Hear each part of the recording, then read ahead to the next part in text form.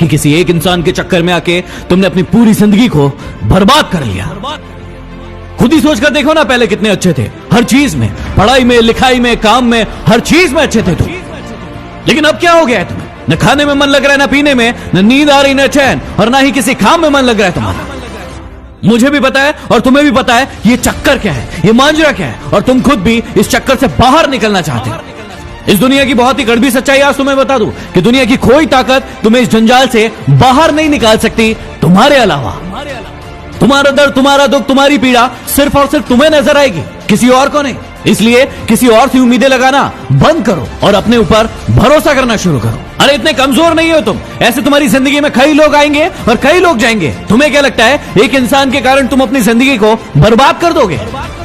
मुझे पता है कि दर्द होता है, पीड़ा होती है, तकलीफ होती है, लेकिन यदि तुम्हें चोट लगी है और तुम किसी भी महानतम डॉक्टर के पास चले जाओ, अभी के अभी उस चोट को ठीक नहीं कर पाएगा। वो कितनी भी अच्छी दवाई दे देगा, दवाई खाना पड़ेगा, समय लगेगा, और वो समय तुम्हें देना पड़ेगा।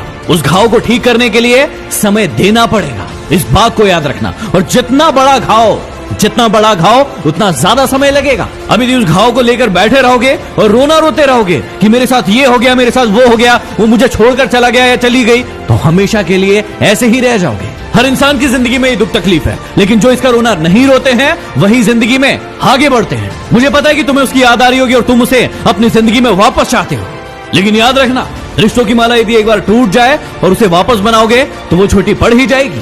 तो अब ये सब फालतू की बातें सोचने की बजाय ये सोचो कि अपनी जिंदगी में आगे कैसे बढ़ना है। कहा था ना उसने तुम्हें कि तुम अपनी जिंदगी में कुछ नहीं कर सकते, तुमसे कुछ नहीं होने वाला। तो क्या सही साबित कर दोगे उसे? क्या सच में तुम वैसे ही हो जैसे वो तुम्हारे बारे में सोचते थे कि तुम जिंदगी में कुछ नहीं करके दिखा सकते? और यदि वाकई में ये सच है कि तुम में हिम्मत नहीं है तो बंद कर दो इस वीडियो को, क्योंकि सुनने से कोई मतलब नहीं है।